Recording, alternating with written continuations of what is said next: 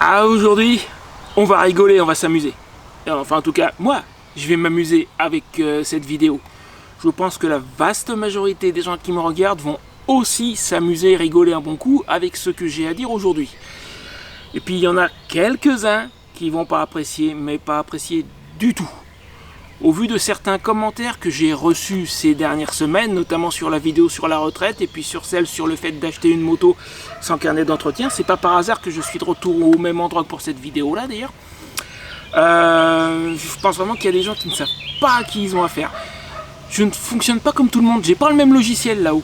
J'ai pas la même logique, j'ai pas la même façon d'appréhender la vie, j'ai pas la même façon d'appréhender les défis, j'ai pas la même façon d'appréhender les difficultés.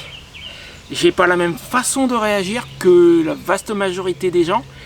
Et puis surtout, je ne pratique pas la langue de bois. Le politiquement correct, c'est pas dans mon arsenal. Du coup, il y a des fois, je peux être directement dans ta face. Et là, je pense qu'on va avoir une certaine incompréhension. Il y a des gens qui me calculent pas, qui comprennent une chose alors que c'est pas du tout ça. Enfin bref, je vais y venir. J'ai un total de... Attends, les lunettes de soleil, ça va me gêner. J'ai un total de 8 sujets, dont un, alors je vais mettre le doigt dessus, mais même de loin, je pense que tu ne le verras pas. Il y en a un que j'ai écrit en gros, en majuscule, là. Ça, c'est celui que je préfère. C'est un truc énorme, mais que je garde pour la fin de la vidéo. On va commencer par du léger. Et puis, on va monter en puissance assez vite, tu vas voir. Le premier, bon, c'est du gentillet. Il y a des gens qui font parfois des généralités sur des sujets sur lesquels on ne peut pas appliquer une généralité parce que ce sont des sujets pour lesquels il y a de multiples situations possibles. Alors là, j'ai un exemple que j'ai relevé récemment, mais par le passé, il y a eu d'autres généralités du même type. Mais j'ai un exemple qui est assez bien pour illustrer le truc. Là, je te dis, c'est plutôt du léger. Il y a une personne qui m'a dit ça récemment.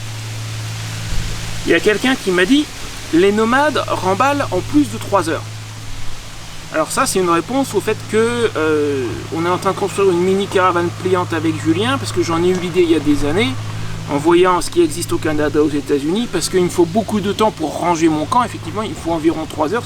C'est comme ça que je sais que c'est de là que ça sort, parce que c'est moi qui ai dit qu'il me fallait dans les 3 heures à peu près pour tout ranger pour partir, 2 heures pour m'installer. C'est long et je veux quelque chose de plus rapide, de plus simple, de plus facile. Donc il y a quelqu'un qui a fait une généralité. C'est juste le dernier en date, parce qu'il y en a eu d'autres avant, hein, qui m'a dit les nomades ça remballe en plus de 3 heures. Ça, c'est une généralité qui n'a aucun sens, strictement aucun. Les nomades, c'est qui les nomades, c'est les mecs qui vivent à cheval et en yourte. Ah oui, eux, il leur faut plus de 3 heures, effectivement. Mais t'as des nomades qui déménagent en 10 minutes. T'as des gens qui vivent en avion, littéralement, qui vont d'un endroit à l'autre, qui louent un Airbnb, qui louent une chambre d'hôtel, qui restent 3 jours, qui s'en vont. Et il leur faut pas 3 heures, il leur faut 10 minutes. T'as des nomades en camping-car ou en van aménagé. Eux, je pense que, alors j'ai jamais voyagé en camping-car ou en van aménagé, mais je pense que même s'ils déballent tout le vent et tout le bazar, en 30-40 minutes, ils peuvent être partis s'ils veulent. C'est rarissime chez nous, mais plus commun aux États-Unis, des nomades à moto. Et même à moto, ben, j'en connais qui remballent en une demi-heure. Le pote de Bernie, Chris, qui vit la plupart du temps aux États-Unis et qui vient en France une fois par an, que j'ai eu le plaisir de rencontrer l'année dernière, d'ailleurs, à une des petits-flettes de Bernie. Lui, il est avec une petite tente dôme type tente Décathlon 2 places. C'est peut-être pas une Décathlon, je me souviens plus, mais tu vois le style, c'est une petite tente dôme 2 personnes. Lui, quand il veut partir en une demi-heure, et puis les Gaules, il s'en va. Les nomades mettent plus de 3 heures pour déménager. Ça ne veut rien dire. Donc ça, déjà, en général, les généralités, je te l'ai dit, je pratique pas la langue de bois. Et quand je pense que c'est ridicule, bah, je vais le dire, je vais réagir en conséquence. Mais là, pour le moment, c'est le niveau 1. J'ai quelque chose de beaucoup mieux, de beaucoup plus amusant juste après. Alors là, on arrive dans le rigolo et même un petit peu dans l'ironique pour ce point-là. Dans la vidéo sur la retraite que j'ai faite il y a quelques temps, où je développe un point très simple, où j'explique pourquoi quelqu'un comme moi n'aura de toute façon pas de retraite, je vais pas te refaire toute la vidéo ici, je te mets le raccourci en haut de la vidéo et sous la description si jamais tu ne l'as pas vu et que tu veux la voir. Globalement, j'explique que moi, je n'aurai pas de retraite, j'explique pourquoi et j'explique que je vais tout faire pour de toute façon pouvoir m'en passer. Parce que j'ai mon affaire sur YouTube qui décolle depuis l'année dernière, que ça marche bien, qu'il n'y a pas de raison que ça s'arrête. C'est ma passion, j'aime ça, j'ai même pas l'impression de travailler. Tout ce que j'ai à faire, c'est de continuer à développer mon affaire, qui va continuer à grandir petit à petit. Là, pour le moment, je suis au niveau revenu, je suis vraiment au minimum vital. Mais il n'y a pas de raison que ça continue pas à grandir. Donc je développe, entre autres, ce point-là. De toute façon, je sais que j'aurai pas de retraite et je vais pouvoir faire en sorte de m'en passer. Et j'ai eu plusieurs réflexions. Mais alors, donne-moi quelques secondes pour bien t'expliquer pourquoi c'est rigolo. J'ai plusieurs personnes, au moins, j'ai pas compté, au moins 5 ou 6 minimum, qui m'ont affirmé haut et fort que le moment venu, j'allais demander le minimum vieillesse. Et là, ça pose 2 problèmes. Le premier, et c'est ça qui est rigolo, regardez-moi bien les mecs. Personnellement, je trouve ça limite hilarant. Si vous ne m'aviez pas parlé du minimum vieillesse les uns et les autres, je n'aurais eu aucune chance de le demander un jour. Parce que je connais tellement bien notre système de retraite que j'en ignorais l'existence. Si vous ne m'en aviez pas parlé, impossible pour moi de le demander. Mais je trouve ça rigolo, sincèrement. Bon, après, il y a un autre truc. Les premiers à m'en avoir parlé, je leur ai dit, j'ai dû le dire à tous d'ailleurs, je ne le demanderai pas si de toute façon, je prévois que je n'en aurai pas besoin. Si mon affaire continue à se développer comme prévu, à partir du moment où je n'en ai pas la nécessité, pourquoi est-ce que j'irai le demander? Donc, je ne demanderai pas. Et alors là, il y en a qui doivent avoir une boule de cristal. Parce que même après que je leur ai dit ça, ils continuent à me dire si, tu le demanderas. Et là, ça me pose un problème. C'est là où je commence à... les gants disparaissent. Parce que je leur affirme que dans la mesure où je n'en aurai pas besoin, je ne le demanderai pas. Et eux me disent si, tu le demanderas. Moi, ce que je comprends, c'est qu'ils viennent de me traiter de menteur. Et dans ces cas-là, on va pas être copains. C'est là où ça commence généralement à assez mal se passer. Et ça nous a amené à un autre sujet. Il y a plusieurs personnes qui m'ont dit que je n'accepte pas les critiques. Et là aussi c'est marrant. Là on monte en puissance là. Je n'accepte pas les critiques. Il y a un tout petit problème avec cette affirmation. C'est que si je n'acceptais vraiment pas les critiques, il ne serait tout simplement pas possible de me critiquer. Je m'explique.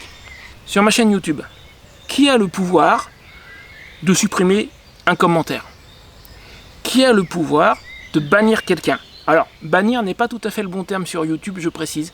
Tu ne peux pas réellement bannir une personne, tu peux cacher ses commentaires. À la limite, c'est quasiment plus vicieux.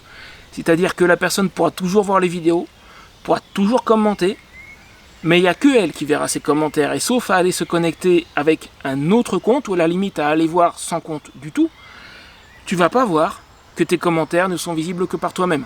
Donc c'est là où c'est un petit peu vicelard, c'est que le propriétaire de la chaîne, le responsable de la chaîne, cache les commentaires de la personne et elle ne se rend compte de rien. Et qui a ce pouvoir-là sur ma chaîne? C'est moi. Et pourtant je ne le fais pas. Va t'en comprendre, Charles. Je peux, avec juste un clic de souris, en appuyant sur un bouton, faire taire les critiques. Et je le fais pas. Alors qu'est-ce qui se passe? Je vais te le dire moi ce qui se passe. Les gens qui m'ont dit dans les commentaires que je n'accepte pas les critiques confondent 2 choses. Ils confondent le fait de ne pas accepter les critiques et le fait de, comme je l'ai dit en introduction de la vidéo, de ne pas pratiquer la langue de bois, d'être direct, de ne pas faire de politiquement correct. Et c'est pas la même chose. Si tu regardes bien les commentaires, tu verras qu'il y a régulièrement des gens qui me critiquent ou qui me signalent des erreurs, qui disent que je me suis trompé, qu'il fallait pas faire comme ça, etc. Mais qui le font de façon parfaitement polie, courtoise et bienveillante. Et là, j'ai pas de problème. On discute, on sera pas forcément d'accord, mais on a une discussion, un débat. Et dans ces cas-là, il n'y a aucun souci. Et puis tu as des gens qui me prennent de haut, ou qui tentent, alors c'est limite pire, de m'imposer leur opinion. C'est comme ça, et pas autrement. Et quand je leur oppose des arguments, qu'ils ne les lisent pas, qu'ils les ignorent, qui ne me répondent pas sur ces arguments-là. Dans ce genre de cas, on ne peut pas avoir un débat.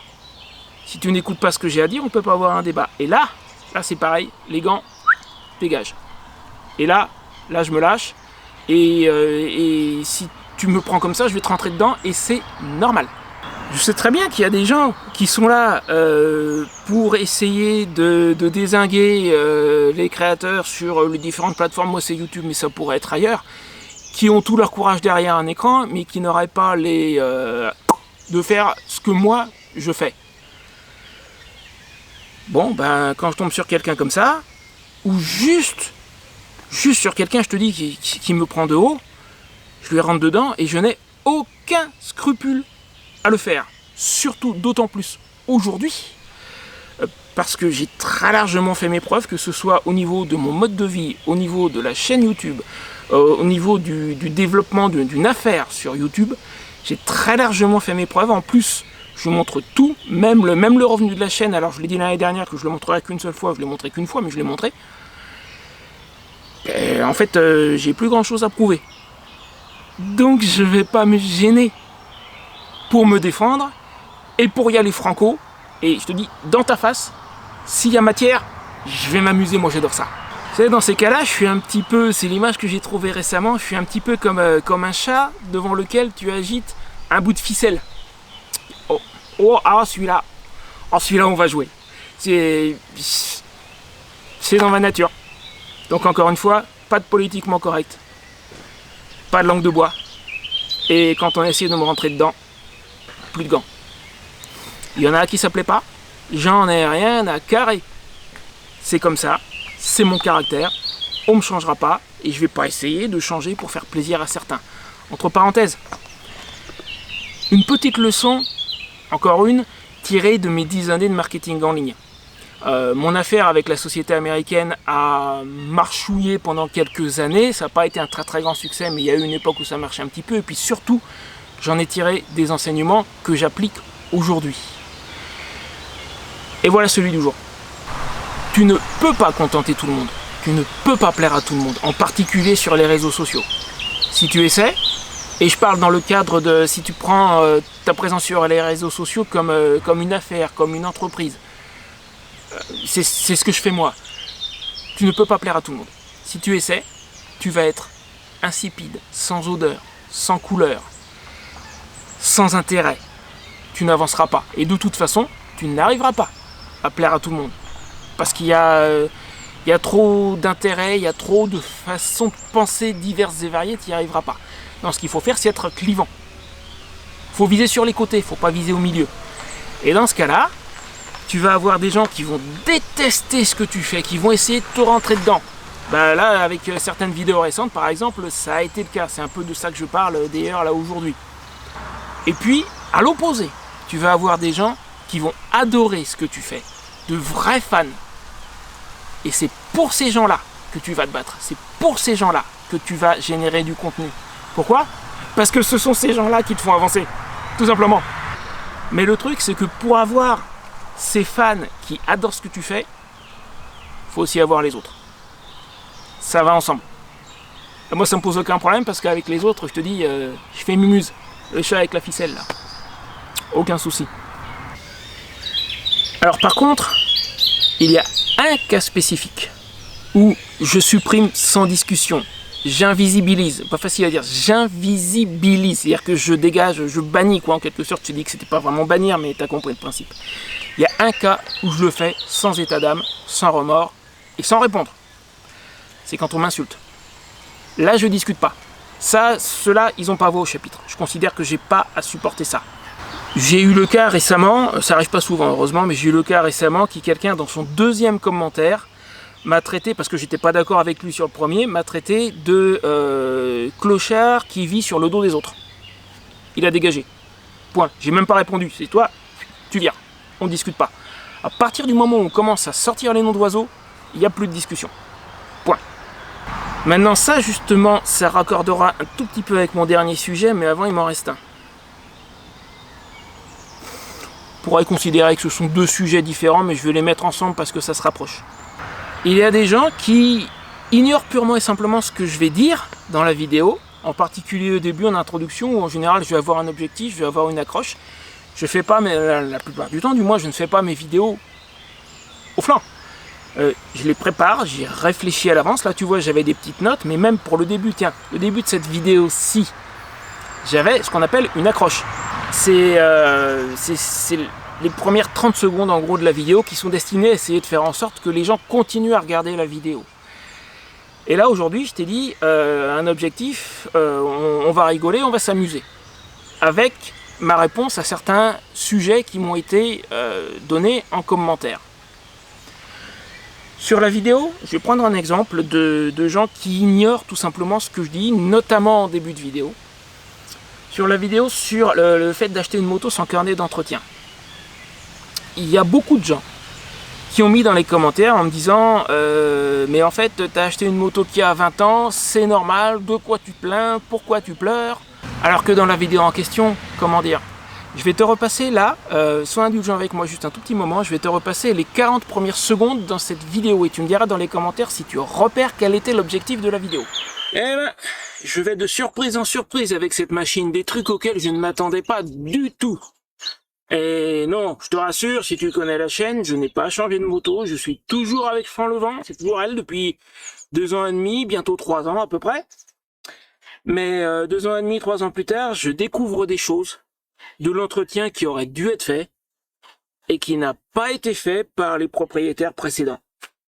Alors j'espère que mon expérience quelque peu malheureuse, on pourrait dire ça, ainsi que mes déconvenues et mes surprises pourront t'aider lors de l'achat de ta prochaine moto, t'aider à poser les bonnes questions, t'aider à faire attention aux bons détails, ce que moi je n'ai clairement pas fait lorsque je suis allé chercher Franck Levent.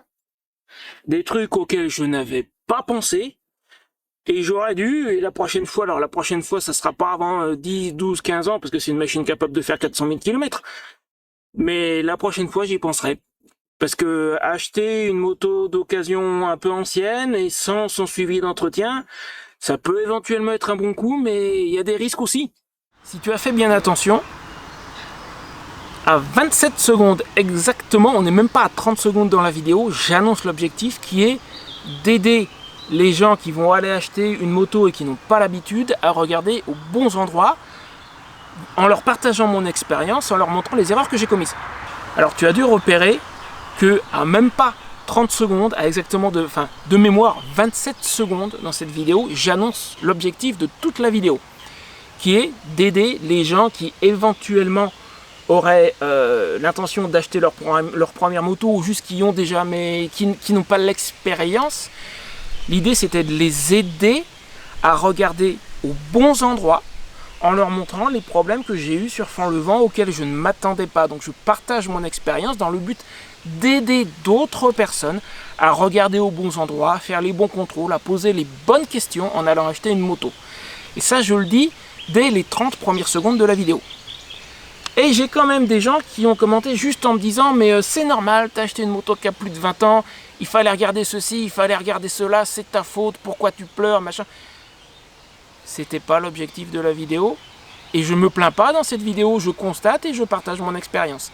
Mais il y a des gens qui vont ignorer complètement ce que j'ai dit et juste sortir leur venin, sortir leur petite pique pour essayer de me taper dessus. Bon dans ces cas-là, toujours pareil. Hein. Et il n'y a pas de gants, il n'y a pas de politiquement correct. En règle générale, un commentaire comme ça, s'il n'a pas l'air trop à la limite de l'insulte, si tu veux, s'il n'a pas l'air trop moqueur, je vais répondre gentiment une première fois en rappelant que l'objectif de la vidéo était ceci, cela, que j'ai dit ça ou ça dans la vidéo. C'était dans la vidéo, t'avais qu'à écouter. Je vais le dire gentiment une fois. Et si la personne assiste, alors là je te dis les gants dégagent. J'en ai rien à carrer s'il y a des gens que ça dérange. C'est mon caractère, il est comme ça. J'ai un petit peu un caractère de cochon aussi, j'ai pas grand chose en commun avec ma mère, mais j'ai au moins ça, je sais de qui je le tiens. Et je vais pas me gêner. Et s'il y a des gens que ça dérange et que ces gens-là ne restent pas sur la chaîne, bye bye, au revoir. Et je vais même te dire un truc en plus que la plupart des gens te diront pas. Ça peut éventuellement être une bonne chose.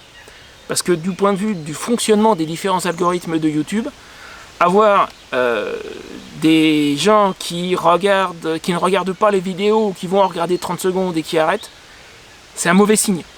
pour YouTube et c'est de mauvais augure pour la vidéo. Donc si dans le lot il y a des gens où point de vue caractère on n'est pas compatible et que de toute façon ils vont pas m'écouter et ils vont regarder 15 secondes de la vidéo et se barrer de la prochaine, bah autant qu'ils s'en aillent, qu'ils ne regardent pas du tout les vidéos, qu'ils soient pas abonnés. Et pour moi en fait, pour ma chaîne, ça serait à la limite plutôt une bonne chose. Donc bah, là toujours pareil, je vais pas me gêner pour leur rentrer dedans. Alors il y a aussi des gens, c'est un peu dans le même sujet en fait, qui déforment mes propos. Et l'exemple que j'ai noté là, j'ai plusieurs personnes qui m'ont dit, alors c'était sur la vidéo sur la retraite, soi-disant j'aurais dit que je suis complètement en dehors du système. Le petit problème c'est que j'ai absolument pas dit ça. C'est un exemple, mais par le passé il y en a eu d'autres. Si tu reprends la vidéo sur la retraite, dès le début c'est pareil, c'est dans l'accroche. Ou dans la première minute, c'est peut-être pas... L'accroche c'est vraiment le tout début, mais c'est à 1 minute 30 à tout casser, c'est au début, c'est dans l'introduction. Je dis que je vais parler du système des retraites du point de vue de quelqu'un qui est partiellement hors système. Et bizarrement pour certaines personnes, partiellement là, il a sauté. Chez nous, en France, on ne peut pas être 100% en dehors du système, je n'ai pas cette prétention et je n'ai pas cette intention. Par contre, j'ai un mode de vie qui est clairement, qui n'est pas du tout standard. J'ai une façon de gagner ma vie qui n'est pas standard. J'ai une façon de penser qui aussi n'est pas standard, une façon de me comporter. Il y a certains trucs que je peux pas dire, mais on va dire, pour faire simple, par exemple, je fais un maximum de choses en liquide parce que j'ai horreur d'être suivi. Ça fait 6 ans que j'ai plus la télé, je m'en passe très bien. Tiens, dans le style de gens qui ne... J'y pense à l'instant parce que c'est une personne qui a fait les deux là. Dans le style de gens qui ne répondent pas à mes commentaires, il y a quelqu'un qui m'a dit entre autres choses que ouais, t'as plus la télé mais tu regardes YouTube, c'est la même chose. Je lui ai répondu mais allume ta télé et essaie de trouver des créateurs comme moi ou comme les gens que tu as l'habitude de suivre. Tu me diras si tu les trouves, en sachant très bien que des gens comme moi, ça passe pas à la télé. Bon bah, il m'a répondu en affirmant haut et fort que la télé et YouTube c'est la même chose, mais ce que l'argument que j'avais sorti, moi, je sais pas, c'est bizarre, il a disparu entre temps. Donc je n'ai plus la télé depuis 6 ans, je n'en vis que mieux. Je choisis ce que je regarde, et je regarde très peu en fait. J'arrive même plus à regarder les vidéos des autres créateurs qui sont dans les mêmes niches que moi, j'y arrive plus. Bon, il y a tout un tas de choses. Donc j'ai dit dans cette vidéo que j'étais partiellement hors système et pour certaines personnes, le partiellement a sauté. Évidemment que j'ai un permis de conduire, évidemment que je roule sur la route, évidemment que j'achète de l'essence. Mais par d'autre côté, bah, je fais tout pour être le plus en dehors du système possible. Après, il y a des limites, il y a des grosses limites, j'en suis conscient et j'ai jamais dit le contraire. Donc voilà, il y a des gens qui vont déformer mes propos et là c'est pareil, en général, ça va bien une fois, mais après les gants vont sauter. Bon bah ça tu l'auras compris au fil de la vidéo. Maintenant on arrive au dernier sujet. Alors celui-là il me tient particulièrement à cœur, je l'adore et on va finir parce que il doit être 9h30, 10h et en ce moment c'est les canicules. Ouais celui-là, alors celui-là c'est un sujet. C'est de l'or en barre. Pour moi en tout cas. Parce que j'ai une compréhension de ce que je fais que beaucoup de personnes n'ont pas, qui encore une fois je pense est dû à mes années à faire du marketing en ligne avec une société américaine. Il y a des gens qui régulièrement considèrent que je suis un profiteur, qui vit au crochet du système, qui vit au crochet de ses abonnés, qui profite de la bonté des gens. Dire ça, c'est ignorer un paramètre extrêmement important. Alors oui, il y a des gens qui m'aident. Là en ce moment je suis sur le terrain de Julien, le temps de construire la mini caravane pliante. Ces dernières années je me suis arrêté 2 étés chez Thierry dans la Marne, Mr T. Et à la base c'est lui qui m'avait proposé il y a maintenant bientôt 3 ans de m'arrêter chez lui à une époque où j'étais vraiment sans le sou, où il m'a dit, et c'est son expression, tu te poses chez moi le temps que tu veux, le temps de te refaire la cerise. Il y a des gens qui m'aident avec la maintenance de ma moto, ce qui fait que ça me coûte beaucoup moins cher. Bon, en ce moment c'est Bertrand. J'avoue que sans lui dernièrement je ne sais pas comment je m'en serais tiré. Il y a des gens chez qui je me suis arrêté juste une nuit quand je fais des grands trajets du nord au sud, du sud au nord. Il m'arrive de m'arrêter chez quelqu'un une nuit ou deux. Il y a des gens qui m'ont payé de l'essence. Quand je suis remonté du sud, il y a une grande partie du trajet où j'ai pas payé l'essence. Ça, j'en ai pas parlé, mais il y a un abonné qui était avec moi et qui a tenu à me mettre de l'essence. Des choses comme ça. Des tas de choses comme ça. Maintenant, ces gens-là, notamment ceux qui me proposent de m'arrêter chez eux, mais aussi ceux qui viennent me voir parce qu'ils ont envie de me rencontrer, considérer que je profite de leur bonté, c'est ignorer ce que moi je leur apporte. On appelle ça de la valeur ajoutée. Et là encore, j'en reviens à mes années de marketing en ligne avec une boîte américaine. Moi, ce que je produis, ce que je leur apporte, c'est de la valeur. C'est-à-dire que je leur montre quelque chose que pour certains, ils aimeraient bien avoir, mais qu'ils ne pourront jamais avoir parce qu'ils ont fait des choix de vie qui font qu'ils ne peuvent pas, ou parce que physiquement, de par leur santé, ils ne peuvent pas, ou simplement c'est pas spécialement quelque chose qu'ils auraient envie de faire, mais c'est quelque chose qui les fascine, qui les aiment bien voir, et ça leur plaît de voir quelqu'un le faire. Eux, ils n'ont rien à faire, ils s'assoient dans leur canapé et regardent la vidéo. Je leur apporte quelque chose. Quand je m'arrête chez quelqu'un, et ça je l'ai dit plus d'une fois, c'est systématiquement, et c'est pour ça que j'adore rencontrer mes abonnés, que ce soit moi qui m'arrête chez quelqu'un ou eux qui viennent me voir d'ailleurs, c'est systématiquement un échange d'expériences. Et moi, avec toutes mes années de voyage, j'ai des tas de choses à échanger, des tas d'histoires à raconter, voire des conseils à donner pour certains. Donc, me dire que je suis un profiteur qui vit au crochet des autres, c'est ignorer ce que je leur apporte. Certes, je ne leur paie rien en écus sonnant et trébuchant, mais je leur apporte quand même quelque chose qui a une certaine valeur. Et c'est là où je pense, il me semble que j'ai dû en parler en début de vidéo, ceux qui m'ont aidé d'une manière ou d'une autre, que je me sois arrêté chez vous, que vous soyez passé me voir, que vous m'ayez mis de l'essence, que quoi que ce soit. Dites-moi dans les commentaires si mon analyse est la bonne. Moi je le pense, je suis persuadé que je vous apporte quelque chose. À vous de me le dire. Sur ce, je vais rentrer et je tournerai la conclusion à l'ombre. Ouh. Oui. Ouh. 24 heures plus tard, nous sommes samedi matin. Il doit être 8h30 à peu près, je suis de retour près du petit étang autour duquel j'ai tourné la vidéo sur la retraite. Ça va mieux parce que hier je me suis interrompu, j'ai oublié des choses que je voulais dire d'ailleurs parce que ça devenait insupportable. Il n'est pas impossible que je revienne ici demain dimanche après-midi parce que là on attend 38 degrés. Demain j'aurai aucun endroit où me mettre à l'abri. Peut-être qu'ici ça sera un peu plus supportable que sur le terrain de Julien, je sais pas, j'aviserai. En tout cas ce matin à 8h30, ça va. Bon, pour finir, il y a deux sujets que j'ai oublié d'aborder hier. Je suppose que c'est à cause de la chaleur, pourtant j'avais mes notes mais j'ai oublié des choses. Celui que je viens d'aborder juste avant, c'était censé être vers la fin de la vidéo le point culminant, puis j'ai oublié des petites choses. Alors d'abord un truc qui m'amuse moi, mais qui n'amuse jusqu'ici que moi, parce que je suis le seul à avoir accès aux statistiques détaillées de la chaîne. Et du coup sur ce sujet-là spécifiquement, tu vas aller voir aussi, je vais te les montrer dans un instant. Donc je reviens sur la vidéo sur l'achat d'une moto sans carnet d'entretien. Donc j'ai eu tous ces commentaires de gens qui me disent « Ouais, c'est normal, t'as pas à te plaindre, t'as acheté une moto qui a plus de 20 ans, machin, etc. » Alors petit rappel, je l'ai dit dans le courant de cette vidéo aussi, moi je gère ma chaîne YouTube non pas juste comme un loisir, il y en a qui font ça juste comme loisir et tant mieux pour eux, hein, j'ai pas de souci avec ça. Moi je la gère comme une entreprise, c'est mon revenu principal. Pour le moment, d'ailleurs, mon revenu principal provient purement de la monétisation directe des vidéos. À terme, il faut que je bascule vers autre chose, que la monétisation des vidéos, ça devienne secondaire, mais ça, c'est autre chose.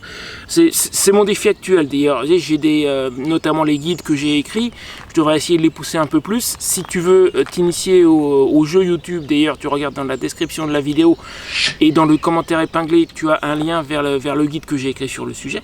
Et donc, pour le moment, le revenu principal de la chaîne, c'est purement la monétisation des vidéos. Et Et ben la fameuse vidéo sur le... Et c'est ça qui m'amuse, moi qui vois les statistiques. La fameuse vidéo sur l'achat d'une moto, c'est... Regarde, je vais te mettre une capture d'écran là. C'est, en termes de vues, ma meilleure vidéo de ces dernières semaines.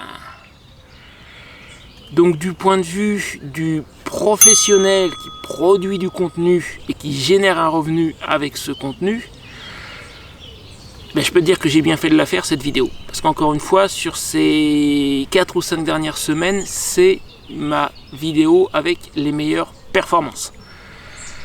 Donc en fait, tous les gens qui viennent me dire en gros ferme ta gueule, moi je rigole doucement. Parce que derrière, moi je vois les stats de la vidéo.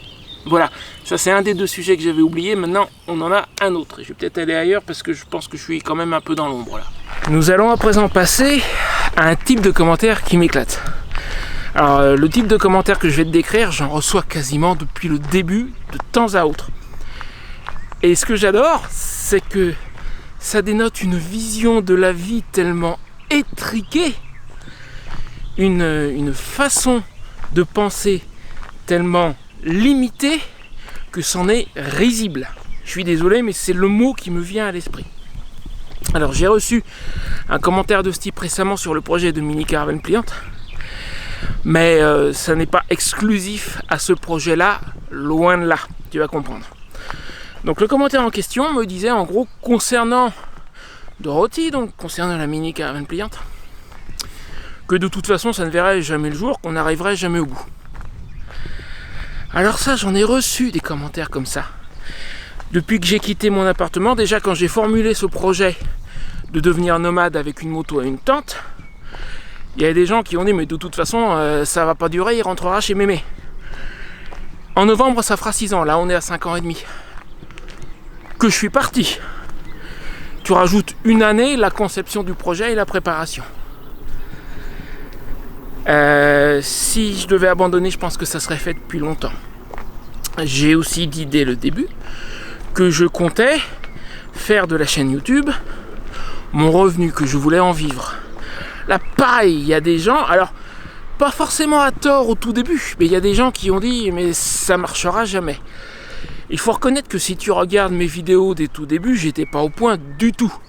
Elles ne sont pas de la qualité de ce que je produis aujourd'hui. Mais quand tu te lances dans une activité que tu connais pas, un nouveau métier, il faut bien l'apprendre. Et moi, j'ai eu personne pour m'apprendre mon métier. J'ai dû aller chercher les infos, j'ai dû expérimenter. Et c'est en faisant qu'on devient forgeron, c'est en forgeant qu'on devient forgeron. Oh, merci, je vous en prie. Donc j'ai appris petit à petit. Au début, c'est vrai, j'étais pas du tout au point. Et j'ai eu des gens qui m'ont dit mais c'est naze, ça marchera jamais. J'ai montré l'année dernière que je suis arrivé à mes fins. C'est pas encore énormissime, mais je tire un revenu de la chaîne et ça demande qu'à continuer à grandir.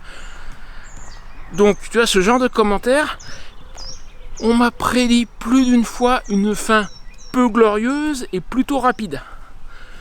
Bah, jusqu'ici, tous ceux qui m'ont dit ça se sont plantés. Alors pour ça, il y a une raison. Je ne suis pas capable d'abandonner. Et je dois être à contre-jour, c'est pas grave. Abandonner, je sais pas ce que ça veut dire. Surtout quand je suis passionné par le projet. Et bah résultat, je te dis, tous ces oiseaux de mauvais augure, on va les appeler comme ça parce que c'est de ça qu'il s'agit, jusqu'ici se sont systématiquement plantés. Du coup, quand je reçois un commentaire de ce type, ça m'amuse. Parce que j'en ai eu d'autres. J'ai eu exactement la même chose sur divers sujets, comme je viens de t'expliquer. Et à chaque fois, ils sont plantés. Bon, bah on arrive au bout des sujets que j'avais prévu de traiter. Alors j'espère que tu t'es bien amusé avec cette vidéo. Moi, je me suis éclaté. Ça m'a fait du bien. S'il y a des gens que ma façon de penser dérange, comme je l'ai dit plus tôt, cassez-vous, j'en ai rien à carrer. De toute façon, comme je le fais depuis le début du projet, je vais continuer. Donc, voilà. Après, j'ai commis une petite erreur avec cette vidéo qui concerne la carte de fin. Tu sais, la vidéo qu'on te propose à la fin de la vidéo. Ça fait partie des bonnes pratiques que j'explique dans mon guide sur la conception, sur le lancement d'une chaîne YouTube. Encore une fois, tu as le lien dans la description et dans le commentaire épinglé. Dans l'idéal, il faut à l'avance, choisir la vidéo que tu vas présenter en carte de fin. De manière à augmenter le taux de clic, pour pouvoir en parler dans la vidéo, de manière à augmenter le taux de clic sur cette carte de fin. Et là je ne l'ai pas fait, je ne sais pas ce que je vais te mettre en carte de fin, mais je te mets quelque chose là qui devrait te plaire, je l'espère, donc vas-y, fais-toi plaisir, c'est pour moi. Si tu n'es pas encore abonné, abonne-toi. Et je te dis à très bientôt pour la vidéo suivante, et je pense que dans les temps qui viennent, on va reparler de Dorothy. On avance, on avance.